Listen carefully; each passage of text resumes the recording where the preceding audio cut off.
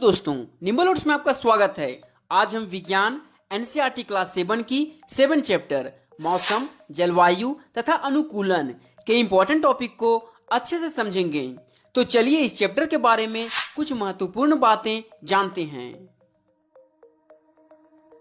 इस अध्याय में हम मौसम और जलवायु के बारे में पढ़ेंगे कि आखिर मौसम और जलवायु के कारण किसी स्थान या वहां पर रहने वाले जीवों पर क्या प्रभाव पड़ता है। हम यह भी जानेंगे कि विभिन्न जीव किस प्रकार अपने आवास की जलवायु के लिए अनुकूलित होते हैं। इस चैप्टर का पहला टॉपिक है मौसम। तो चलिए हम लोग इसके बारे में जानते हैं। मौसम का संबंध हमारे चारों ओर रोजाना होने वाले बदलावों से है। ये मौसम सब जगहों पर एक जैसा नहीं रहता। किसी एक जगह पर मौसम गर्म और तेज धूप वाला हो सकता है, वहीं उसी समय किसी दूसरी जगह ठंडी हवाओं और बर्फबारी वाला मौसम हो सकता है।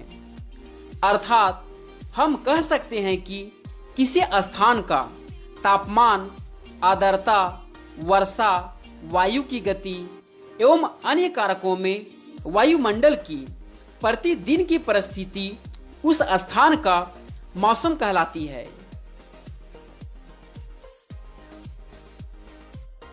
हमारा अगला टॉपिक है जलवायु। तो चलिए हम लोग इसके बारे में जानते हैं। जलवायु किसी बड़े क्षेत्र का औसत मौसम है जो काफी लंबे समय से बना रहता है। जैसे भारत की जलवायु यूरोप की तुलना में काफी भिन्न है, क्योंकि यूरोप में अक्सर बर्फबारी होती रहती है, जिसके कारण वहां भयानक सर्दी पड़ती है, जबकि भारत में ऐसी बर्फबारी और सर्दी नहीं पड़ती। आसान शब्दों में कहें तो किसी क्षेत्र का एक तरह का औसत मौसम अगर लंबे समय से बना रहता है तो उसे उस क्षेत्र का जलवायु कहा जाता है। मौसम जहां कुछ दिनों या घंटों में बदल सकता है, वहीं जलवायु बदलने में सैकड़ों हजारों साल का समय लगता है।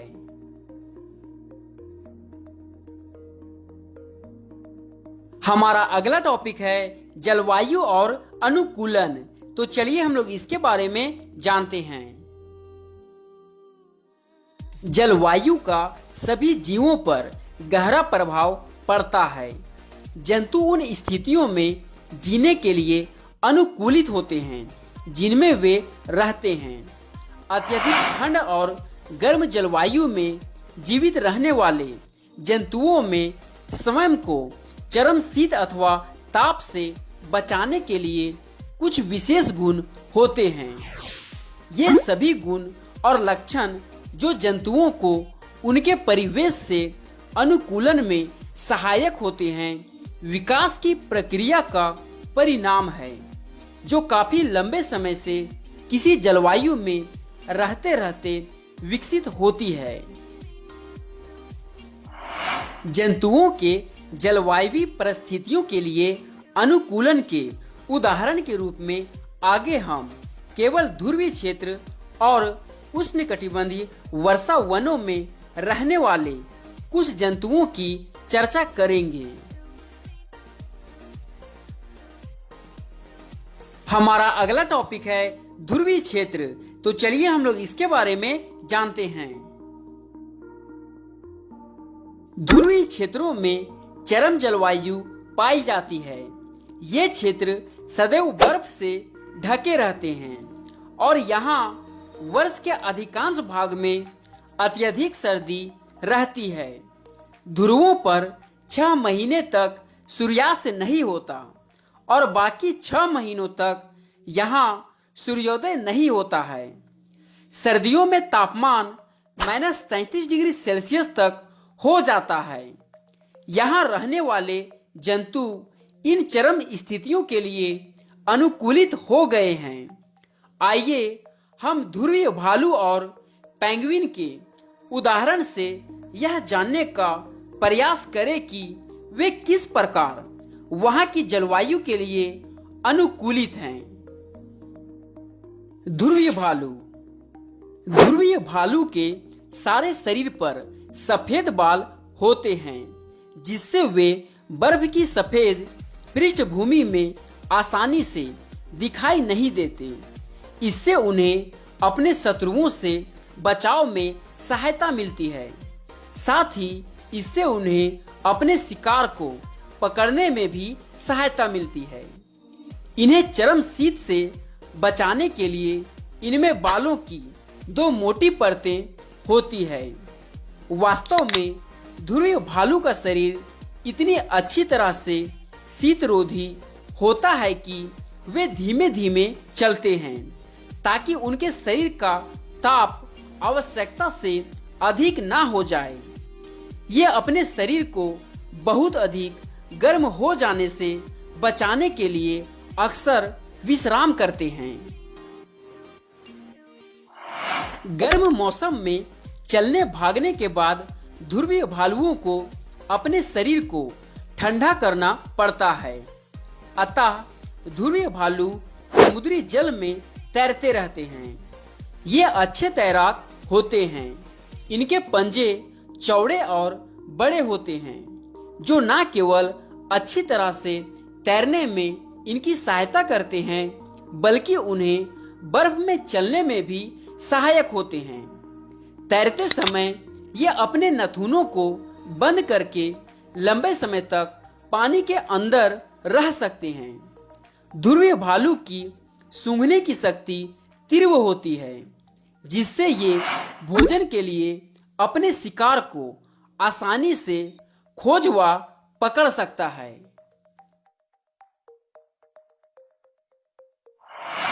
पेंगुइन। ध्रुवीय क्षेत्र का एक अन्य परिचित जंतु पेंगुइन है।